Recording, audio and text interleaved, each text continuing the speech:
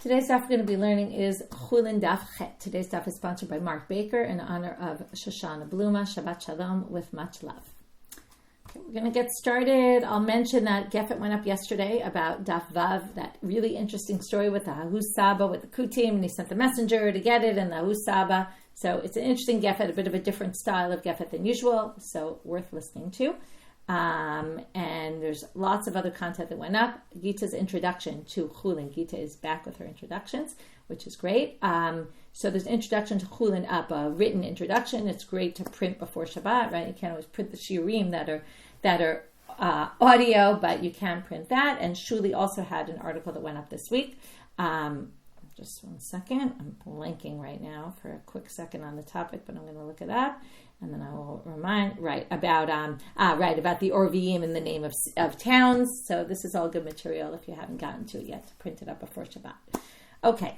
And Alana's shiur this week again, which I mentioned, of Din and Daf, was all about shechita and the mitzvah of shechita and using it as a case, as a prototype for learning about how we count mitzvot and issues like that. So with that, we're going to get started.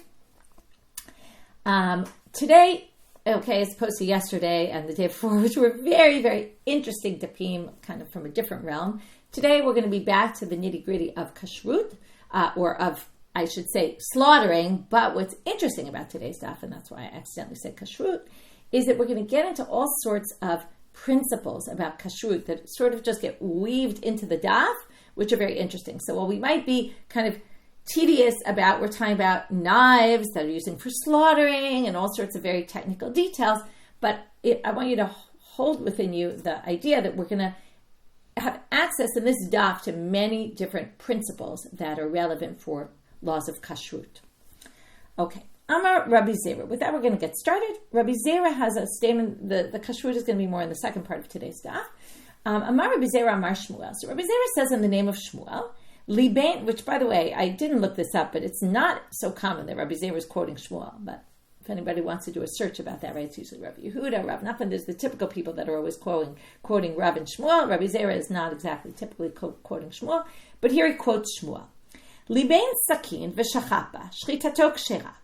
If I take a knife and I heat it up, my slaughtering knife, and then I slaughter with it, it's valid. Now, what's the issue? Why wouldn't it be valid? Okay, who cares if the knife is hot or not? Well, again, what we're discussing in this first chapter a lot, we're going to be discussing a lot more, we haven't gotten really into it yet, is this whole idea of a treifa. A treifa is not like we call meat treif. Okay, we think that's non-kosher meat. It's true, we call it treif, but a treifa is a particular type of non-kosher meat. It's a type of meat that could have been slaughtered completely in the correct manner, but, technically we did the action of shechita as opposed to a nevela, which is the animal died without a proper shechita. But the animal was sick in a way that, again, the typical definition, although we're going to see this more inside, the machloket about it, but it's an animal that was going to die probably, the basic definition is the standard is within 12 months. So if something's wrong with the animal, it's missing a leg, it's got some hole in the stomach, something like that. Okay, some treifas you can see on the outside, some treifas you can't see till you slaughter the animal and open it and then see, there was some problem. Okay, anyway, he says like this, if you heat up that knife and you slaughter the animal, what's the problem? Well, as you're slaughtering the animal, before you cut the two simanim, which is the kanen, the veshet in Hebrew, which is the windpipe and the gullet of the animal, if you're cutting, with a hot knife, you're going to end up burning the animal and kind of ruining the animal, perhaps, before you finish the shechita. And then in the end, when you slaughter it, you're actually slaughtering a treifa. That's the potential issue here. But Shmuel says it's not an issue. Your shechita is fine. You haven't caused the animal to be a treifa before you finish the shechita. Why not?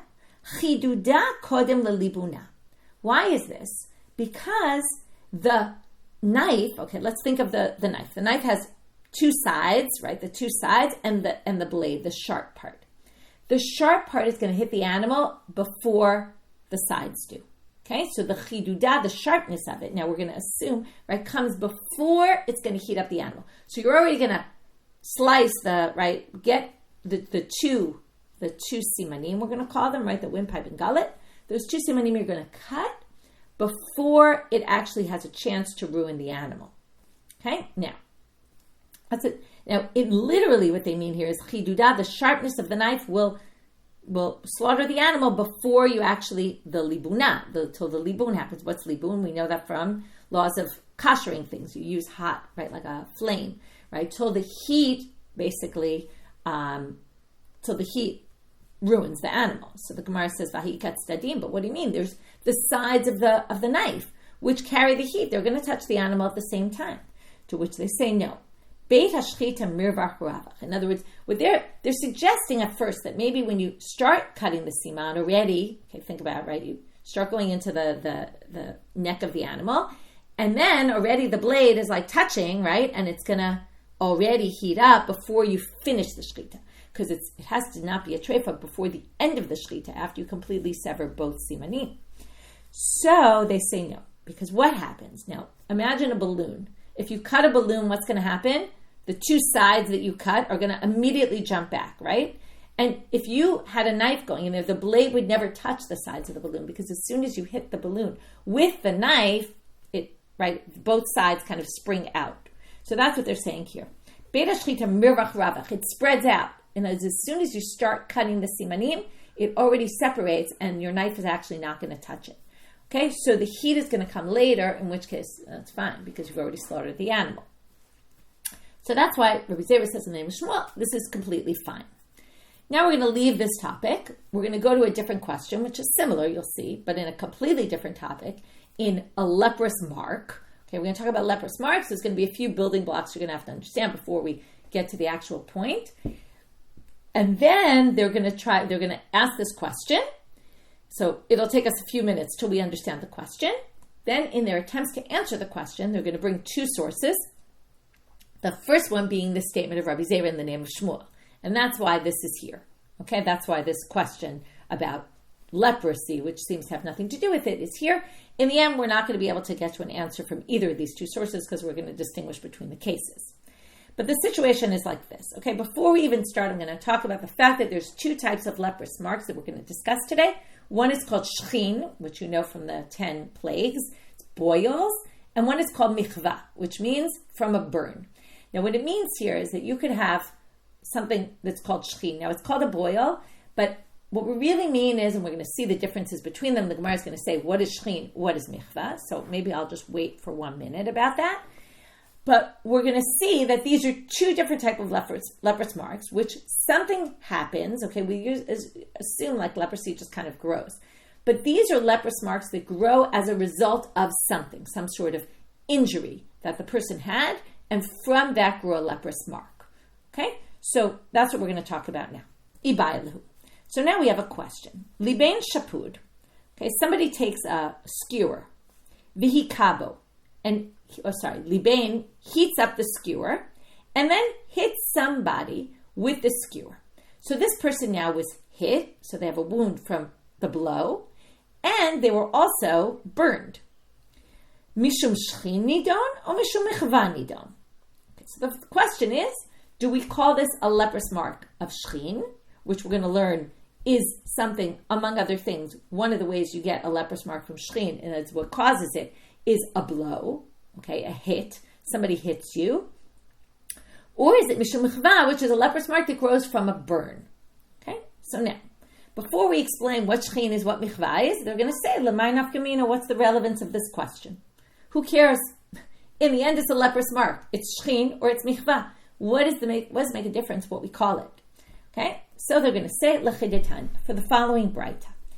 Shechin u'michve metamim b'shavua echad b'shnei simanim, not to be confused with the two simanim we're talking about here. Two simanim that we're going to be talking about throughout Masechet Chullin are generally what we mean by two simanim. Right? Two simanim can mean lots of things. There could be simanim of bagrut. Simanim are indicators, okay? But in our case, in our Masechet, generally, other than this mention, but generally two simanim mean the gullet and the windpipe, which are the two parts of the animal that have to be slaughtered to make the slaughter of kosher shechita.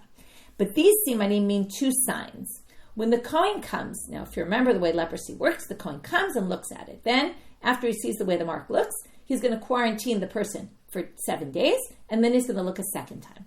So there's two indicators, that would be the best way to translate these simanim, of shechin and michve, which makes it sound like they're pretty much the same. Okay? B'se'ar lavan u'b'pisyon. The first thing is if a white hair grew from it within the week of quarantine, and if it's spread, okay, it got bigger. Those are two signs. If those two things happen, the Kohen is going to say this is a leper, right? There's a leprous mark. So if basically they're both the same for the simanim and all that, why did the Torah call them two separate names? Really one and the same thing. And this is what we're looking for. Lomar she'ein mitztarfim ze im ze. Now, in order for something to be a leprous mark, it also needs to have a minimum requisite amount. It's called it's called a grease, the size of a grease, which is kind of like a bean. So now we're going to say the following. What if I had a leprous mark that was shechin, okay? Then it was only a chatzi grease. It was only half a grease. Then I got this wound from someone. They hit me with this hot skewer. And we have to determine, do we call it shechin or do we call it michve? Now, if we call it shechin and it's another half a grease, then the two will combine and I'll have a leprous mark. If it's michve, they won't combine and I won't be considered a person with a leprous mark. I won't be a leper because the two can't combine. That's the nafkamina. Okay. Vitanya, but we still have things to build, which is we still have the building blocks to understand the sugya. Ezu shechin ve'ezu michve. So what's the difference? Now we're going to get in detail what is called a leprous mark from boils and what is called a leprous mark from a burn. Laka be'etz be'even. Okay, if someone is hit with wood or stone, that's from the blow. Or begefet or b'chamitveria. Okay, gefet is the dregs of the olives, which have, or the, I think it's olive, like the psolet, the bad stuff. So they create heat, okay, but it's a natural heat. This you might remember, we talked about this in Masechet Shabbat. And chametveria are natural, right, heated springs, the hot springs of Tiberia. So these are things that are naturally heated. So boils could also either come from a blow or they come from a burn, but a burn from something naturally heated, as opposed to, one more line here, ubechol davar shelo b'machmat ha'or, and anything else that's not heated up by a fire, okay, but something that's naturally heated, like for example, so now they're saying, what is that coming to add? La tuye aval me'ikaro. This includes lead that comes from the source, right? If you're mining lead and the lead that comes from the ground is hot, naturally hot, so it will include that as well. Okay, now I just want to follow in the English because I don't remember all these words and how they translate into English. So, okay, ezu michve. So now, what is michve? Nichva begachelet. Okay, that's a coal. You're burned with a coal. That was obviously heated. Beremetz, which is hot ashes. That also, by the way, came up a lot in Masechet Shabbat. These were all terms we used when we talked about bishul on Shabbat, cooking on Shabbat. Besid roteach, boiling limestone. Begifsit roteach, boiling gypsum, okay, which is some other kind of material. The Koren has a good note about it. Gypsum is a soft white deposit similar to limestone, consisting of calcium and sulfite. They give you the number, of the element. Anyway, okay, we're not going to get into these details. Or bechol davar b'machmat ha'or, or anything that's heated by fire, including, gypsum. Did I say gypsum? Okay, so gypsum, thank you. No, it is gypsum? Oh, sorry. Gypsum. Okay, thank you. And, or with anything that's heated by fire, which would include what? La tu'eh chamei ha'or, water heated by fire. Okay, so all of these are things that are heated by the fire. That's michve. Okay, so now we built almost everything, but now we have one more thing to build in order to explain this. So now Vitanya, shechin u'michve. Now, now, until now, fine. So it's very clear. It's either shechin or it's michve. Okay, depending on what it was. Now they say Vitanya, shechin u'michve. What if it's a combo of both? And that's really what we have here. Because we have the blow of the skewer, but we also have the skewer was heated by fire. So it's got both in it. So now another Braita says when you have both which affected, and then you have both shechin and michve, and then a leprous mark comes, how do we determine whether it's shechin or whether it's michve? Im shechin kodem lemichve, it all depends on the order. If the shechin comes first you were hit, then you were burned, then bitel michva to shechin. We always go by the last thing that happened to you. We assume that the last thing is what caused the leprous mark to come out. So in that case, the michve, the burn, was what came last. So it's a burn. Ve'im michve kodemet l'shechin, and if the burn came first and then the blow, bitel shechin et hamichve. So then the shechin is going to nullify the michve, and we're going to go by the shechin. So we just follow the last thing that happens. So now, after we built all the different parts, these are all the building blocks to understanding the question. Now we go back to our question. So what's our case? Let's remember what we asked in the beginning. Libein shapud v'hikabo. Heated up a skewer and then hit the person with the skewer. Is it shechin? Is it michve? So now you see why this is similar to our statement of Rabbi Zeira in the name of Shmuel. Kigon dehave beis. So now you have to go back and figure out what this question is. Because the only nafkamina is if you had a chatzi grease already. So, kigon dehave be chatzi grease shechin mi'ikara. So you had half a grease of shechin from the beginning. Then, libein shapu v'ikabo, somebody heated up this skewer and hit you with it. V'nafak be chatzi grease acher, and another chatzi grease appears of a leprous mark. Again, this happens over time. It's not like an immediate thing. Mai. So now what do we say? Chavata kadim v'ate havlo mevatale lechavata. What really affected the person first? Because it really kind of happened at the same time. You got hit and burned. So do we say the blow is what came first? And then ate havla umavatale lechavta, and then you got burnt after the skewer hit you initially, then it burned you. And therefore, what are we going to say? The burn is what overwhelms right? The burn is what determines it. So it's michve. Now you have half a grease of shechin and half a grease of michve. They do not combine, right? V'havale shechin u'michve v'lo mitztarfin, and they don't combine. Odilma, or perhaps we say havla kadim. It first affected you by the heat. The burn is what came first. Va'ate chavata, and then the blow came, u'mavatale lahavla. And then and then canceled out and said, oh no, this is what's determining things. So then you're going to have shechin v'shechin u'mitztarif. And then you're going to have shechin and shechin, and because both are from there, and therefore they will combine. So that's our question. It took a long time to figure that out. That's what they're asking. So Tashma, now you can see why they brought our source. Because they say, Amar Rabbi Zeira Amar Shmuel, libein sakim v'shachat ba shchitato kshera. Why? Chiduda kodem lelibuna. Because the knife hits before the heat. So why don't we say the same thing with the skewer? The skewer, the sharp part of it, the blade, hits before the heat. And therefore, the heat is the last part. The heat is what's going to determine. And they're not going to combine. To which they say, that's going to say Alma Chavata Kadim, right? So therefore, we're going to say the blow hit first, and then they're not going to combine. To which the Gemara says, no. Chidud Shane. Chidud Shane basically means that we're going to say this is different. Rashi says, Mitoch shu chad ein havala or shabo chazak v'chatichato kodem lahavlo. In a knife, what's a blade? A blade is very thin. And the sharpness of the blade is what's going to hit you first. Because think about it, in a blade, and we talked about this before, or maybe I forgot to mention this, but I don't remember, but in the blade, it's very thin, which means it doesn't conduct heat so much. The real heat is in the sides of the blade, right? The two sides, which are much longer, so the width of them is going to retain the heat.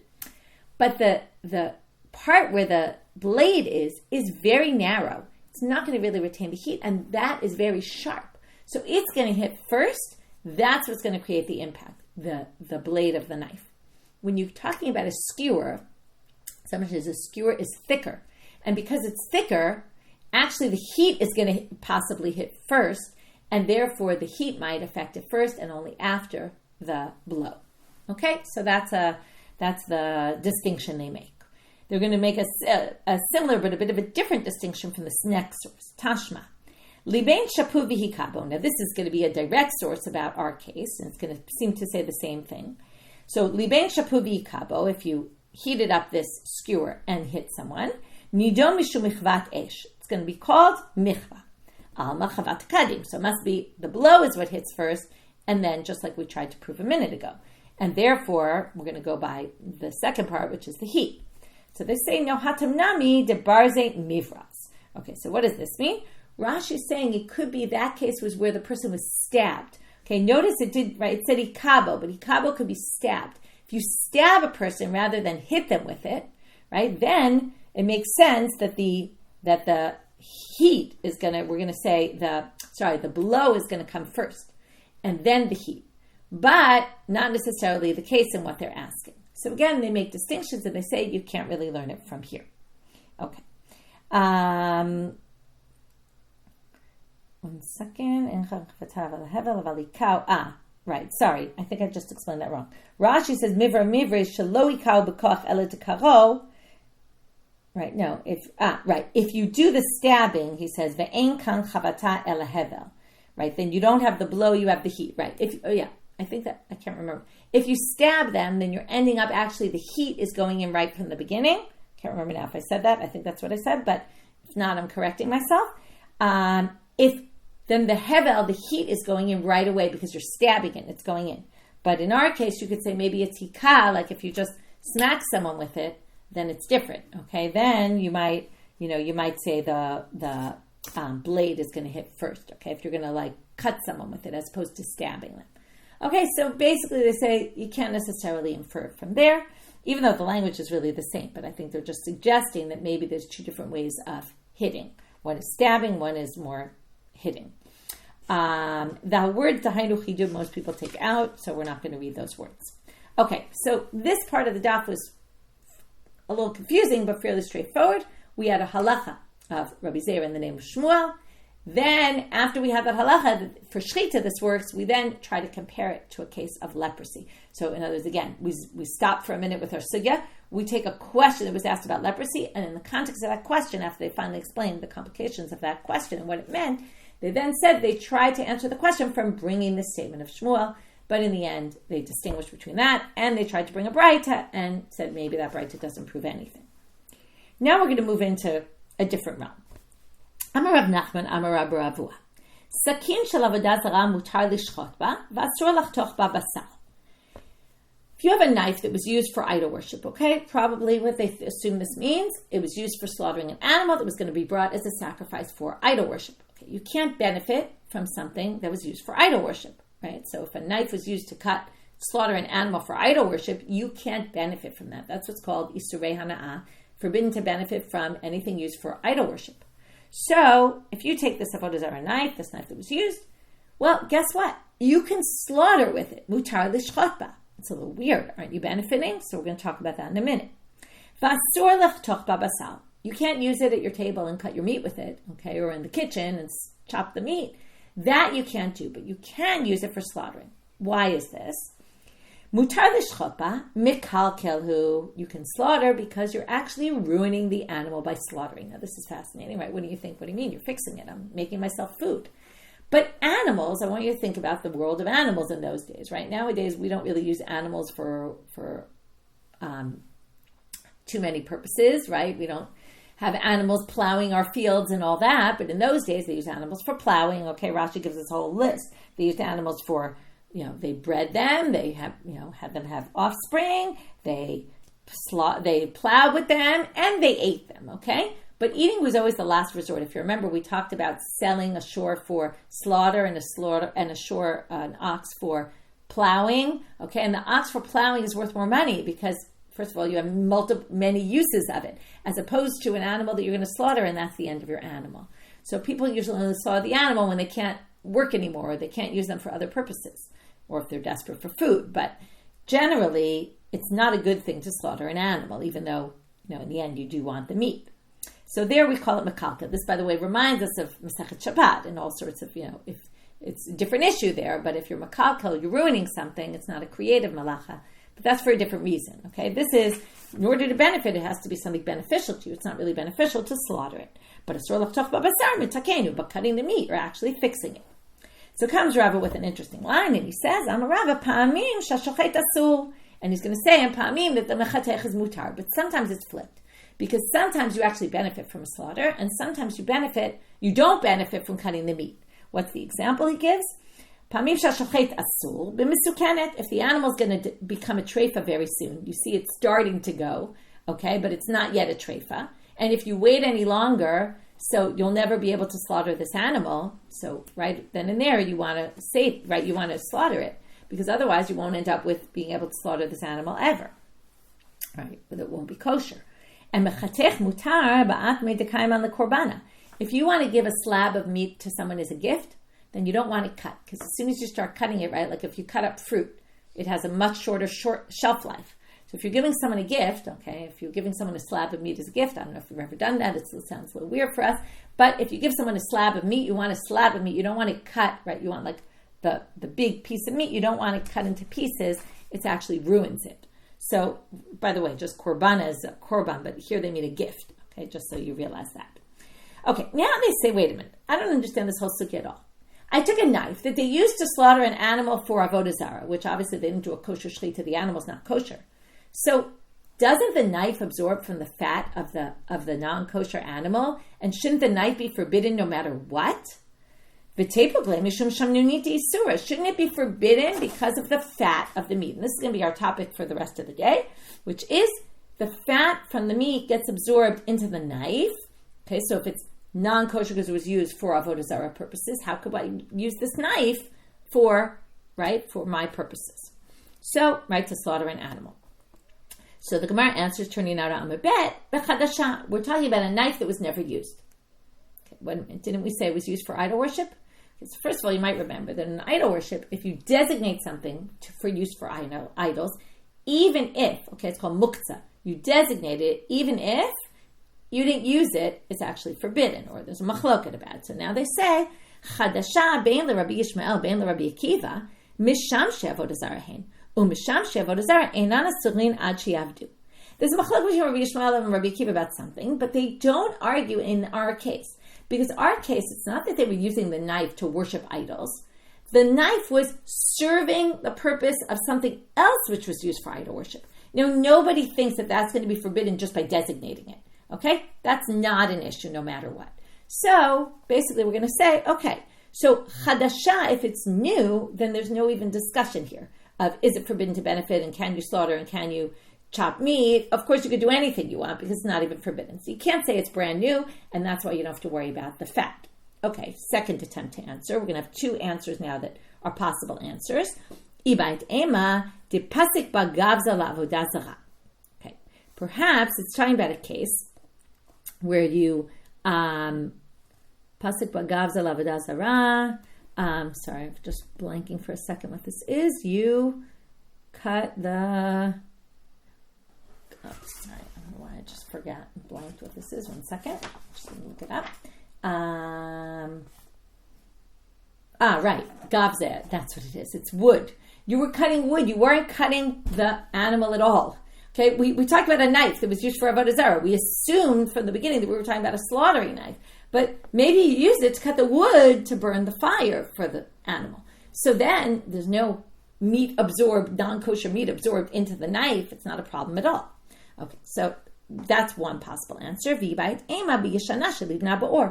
about kashering? You kosher the knife before you used it. Kashering won't help you from an isur hana'ah if you can't benefit from it. But if it's just kashrut, so you can burn it off, right? You could do libun, okay? You can put on a fire on it and burn it off. So it's not a problem, okay? So if you burned it in a fire like we do before Pesach, you blowtorch it, it obviously is going to be fine. So we've resolved that side issue of what happened to the kashrut issue. But since we already started with the kashrut issue, they're going to get off on kashrut. So itmar, hashochet b'sachin shel avdei kochavim. What if you used a knife of avdei kochavim and you didn't clean it? Okay? So now, what do you do with your meat? So now, maybe it absorbed from the fat of the non-kosher meat. So Rav Amar kolef, Rabbi Bar Chana Amar midiach. Rav says you cut off what we call, kolef is from the word klipa, which is peel. You cut off what we call kedei klipa. This is a concept we're going to see in kashrut in general, where you cut off a thin layer, in other words, where we assume the fat could have been absorbed. So you cut off that, and you're good. Okay? That's what you have to do. Rabbi Bar Chana says all you need to do is rinse it. Okay, now you have to remember, again, I told you we're going to get into concepts of kashrut here. How does non-kosher stuff get into our food and get absorbed? If everything's cold, we're usually not worried, except for unique circumstances like onions that have sharpness in it and you're chopping them, and the duchke de sakina, like the impact of the knife on the onion pulls out the flavor. Okay, things like that. But generally in cold, we don't have, okay, there's all sorts of exceptions. So this cold So nothing really gets transferred. If there is, right, let's say there's some fat on it, and it got on the meat, so you just rinse it, okay? But if things usually get transferred with heat, okay, if there's heat, then it's a problem, okay? Then it gets absorbed. And once it's absorbed, right, then you have to cut away the area that it could have potentially gotten absorbed into. So the question is, what's this machloket about? Rav, who says kolef, cut off some of the layers, and Rabbi Rachana that says just rinse it. So the first attempt, we're going to have 3 attempts to understand the machloket. The first attempt we're going to reject, actually, and then the other 2 are going to be possibilities. Lema bahakam miflaget. Maybe this is the root of the machloket. Demar savar beit hashchita tzonein, umar savar beit hashchita rotech. Now, when you slaughter an animal, right, what kind of heat is there? Well, blood, right, the blood inside your body has warmth inside of it. There's heat. And they're saying that when you slaughter the animal, it generates heat, and there's a lot of heat in there coming out. So when the knife goes into the animal, the heat is going to make it become absorbed. And that's the machloket. Is it hot there? Is it cold there? It's a reality machloket, okay? What's the reality? Is it, now, no one really thinks it's an extreme, hot or cold, but the question is it hot enough to transfer flavor and get it absorbed in the meat? And that's Rav, who says kolev. Or is it not hot enough, and that's Rabbi Rachana, and it's enough to just rinse? That's the first attempt. But the Gemara rejects this and says low. And now they're going to either suggest that they both agree that it's hot, or they both agree that it's cold, and the machloket has to do with something else. So we're going to now say, option number 2 is, Dekule alma beit hashchita roteachu. Everybody thinks it's hot. Manda amar kolev shapir. So the one who says, cut off a layer, makes sense, because it got absorbed by the heat. Umanda amar mediach. Why is it, even if it's hot, why don't you have to worry about it, and all you have to do is rinse it? I did the trive simanim lafu kedam lo bale. Because the simanim are very busy, what are they doing? When you cut those simanim, they're busy spurting blood out, right? You might remember we talked about this in shechita and zvachim, right? That there's the first big spurt of blood that comes out. It's busy spurting blood out. Now, if you're spurting out blood, you can't also absorb at the same point because there's a lot of energy pushing the blood out, so there's no ability for something to be absorbed in. And that's why he says it's enough to just rinse it, because anything that did get absorbed really didn't get absorbed properly, and it could just be rinsed off. Okay, that was option number 2, or you could say option number 1, because we rejected really option number 1, so you can either read it like this, or some people say the opposite, which is everybody thinks it's cold, which means right? The one who says rinse it makes a lot more sense. Manda amar kolef, and this is something I mentioned before, I particularly dropped it earlier, agav duchka de sakina bala, because of the force of the knife. I talked about with onions, because as you chop with the knife, you put the knife in, that causes more of stuff to be absorbed. So here, because you're pushing the knife inside, the force of the knife is actually forcing, right? It helps, enables the fat that's stuck in the knife to come out and go into the animal, and that's why you have to be kolef. You have to take off more layer, you have to peel off like a whole layer to worry about that. So this was a machloket about slaughtering with a knife that was used for idol worship. Now we're going to talk about another machloket, which is, now this was, what do you do with the meat? Now we're going to move to a different topic. Number 1, we're going to switch avodah zarah with a treifa. What if you slaughtered a treifa? Okay, which again is very common that you could do because you slaughtered an animal and then discovered later that the animal was a treifa, okay, that there was something wrong with the animal inside. Or it could be you intentionally slaughtered a treifa and you saw it was missing a limb, a leg, and you didn't care and you just slaughtered it anyway. Okay, but either which way, you slaughtered a treifa. Now the animal is not kosher, so the knife again absorbed from the non-kosher animal. Now the question is not what do you do with the meat, because you can't eat a treifa anyway. But the question is, how do you kosher it? Okay, how do you fix the knife so you can use the knife again? So pliga barav acha v'ravina, chad amar b'chamin, v'chad amar b'tzonein. One said with heat and one said with cool, meaning either you have to, either burn it off with a blowtorch kind of thing, or in boiling water. And I think actually chamin probably means with boiling water, right? So tzarich la'agila. You have to put it in like you would kosher in a pot with boiling water. So put the knife in boiling water, that will take out the flavor. The other one says, bitzonin, you just rinse it with cold water. That's fine, that's enough. So now, hilchata filu bitzonin, and the halacha is, even with cold water, it's sufficient. Okay, now, V'iika b'deleta, v'iika belita de parsa lemichpere lo tzarich. If you have, forget about cold water. You don't even necessarily need water. If you have a piece of cloth, it's this hard kind of cloth, and you wipe it down with that cloth, even that is sufficient, because all you have to do is take off the layer of fat that might be on the knife itself. So lamanda amar b'chamim my taima mishum de kabbalah isura terenami bala ever minachai. So now they ask a question about the one who said you need hot water. You need to boil it in hot water. Now they say like this: why would you need to boil it in hot water? Because we assume that when you slaughtered the treifa, it absorbed, right? Probably because of the heat in the area where you're slaughtering, it absorbed from the meat that you were slaughtering. Now they say mishum de kabbalah isura, because what did it absorb? The treifa meat.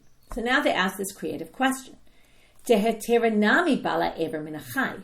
When you're slaughtering a kosher animal and it's not a treifa, every time you slaughter, according to this opinion, you're going to need a kasher the knife. Why is that? Because as you start, you're basically touching an ever minachai. You're touching a limb from a live animal. The knife is absorbing from an ever minachai, which is isser.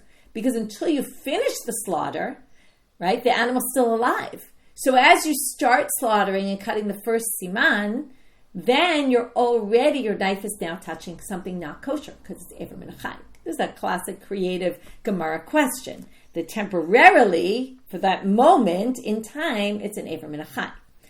So now they say no. How do you resolve that problem? Because emat bala, when does it absorb it?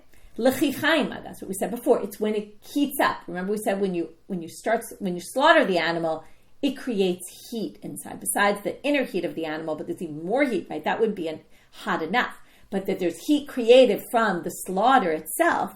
Well, when does that happen? Emat kachaime. When does it really heat up? When you actually finish the slaughter at the end of the process. And when it absorbs, you've already finished the slaughtering. And as they thought in the beginning that it's going to absorb from heat from already the beginning of the slaughter, and then it's touching ever minachai, because the animal at that split second in time is basically, it's touching a limb from a live animal that was kind of a dead limb that was taken from a live animal, and that's a problem. But once, right, they're now going to say, no, the real heat that's going to basically cause the flavor to be absorbed into the knife is only at the end of the process. And by that point, the animal's kosher. So that was just a side point in the opinion that we didn't even accept anyway, about how hot it is inside and could it really pass on kashrut with heat, which means the only way to remember the rules in kashrut are the way it goes in, that's the way it goes out. If it goes in with heat, then it has to go out with heat. But we seem to be saying otherwise, halachically, we're not really worried about the heat here. We're worried about the fat on the knife, because we all know that when you try to clean fat, right, it doesn't come off so easily. So that's what we're worried about, that there might be some fat left over from, before we talked about from a knife that was used for avodah zarah, from a knife used for a treifa, okay, that has this fat absorbed in it, and you have to get it out. So in the end, we said you could get it out with cold water, you could get it out with a cloth, a particular kind of cloth that can really do it, so that works. Now, so we started with, let's just go through what we started with here. We started with the hana'ah, the benefit, and then we said shechita is really not benefit, cutting meat would be benefit. Then we moved to a knife, using a knife that was used for avodah zarah. What do you do with the meat? Then we moved to what do you do with a knife that was used for a treifa? And now we're going to get to, if you're a slaughterer, how many knives do you need? Okay, so Amar Rav Yehuda Amar Rav, hatabach tzarich shlosha sakinim. Okay, how do we avoid halakhic issues? We have 3 knives. Echad sheshochet ba, echad shemechatech ba basal, ve'echad shemechatech ba chalavim. Okay, you need 3 knives. One to use for slaughtering, and that one you don't use for anything else. Why is that? Because you have to be very careful that the knife doesn't get a nick. If the knife has nicks in it, then it's going to make the next animal a treifa before you actually finish the slaughtering, and that will ruin your shechita. It's a very big disqualification. So every time the slaughterer slaughters, they always have to check the knife in between. So we're certainly not going to use that knife for anything else, like chopping up the pieces of meat. We want to use that knife only for slaughtering. That's a shechita knife. Next one, the one you cut the meat with. And what's the third one? If you remember, The meat, right, we like this a lot in Zvachim, the parts that get burned on the altar, those same parts are forbidden in a regular piece of meat. There's certain kind of fats that you're not allowed to eat. So if you're not going to cut the meat with the same knife as the chalev, because again, the chalev is forbidden. So we're going to have one knife for the meat, one knife for the chalev. And because the chalev again is fatty, it'll absorb. If you use it on the meat will end up with chalev in it, which is forbidden. Why don't you just say one knife instead of the two? Okay, forget about the slaughtering knife. And then what are you going to do? First, just make sure your order always is cut the meat, then cut the chalev. The issue is, obviously, after you finish this animal, you're going to clean the knife.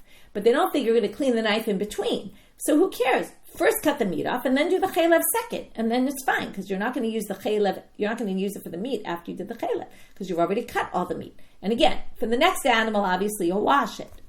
So they say, why not? They made a gzera. They said, listen, have 3 knives because you might accidentally do it in the wrong order and then you'll ruin your meat. So now they say, Hashtanami michlafle. But what do you mean? Okay, now, nowadays you go to a store, you can find a red knife and a green knife and a blue knife, and you can have different colors and know which is which. But in those days, they didn't have different colored knives. They say, okay, it's very nice you have 2 knives, but if you're worried they're going to confuse and do the order wrong, can't you be worried they're going to confuse and use the wrong knife? The one they used on the meat for the chalev for the meat? Say, no. Because they said you need 2 separate knives, the butchers are going to remember. Okay, they're going to remember the fact that you have to have 2 knives means that you're always conscious of this issue and you won't confuse which knife is which. Okay, second, another halacha. Amar Rav Yehuda, Amar Rav, same person, right? Hatabach tzarich shnei kelim shamayim. Echad shemidiach bo basar, v'echad shemidiach bo chalavim. You need 2 different vessels that you're going to rinse the meat in. One you use for the meat and one you use for the chalev. Nitakin lechad, right? Because again, what's going to happen if you put the chalev in the water to rinse it? Then you're going to end up, okay, why are you rinsing it, by the way? Because you're going to sell it to non-Jews. You can benefit from it. Right? We can't eat it, but you're going to sell it to non-Jews. You're going to wash it.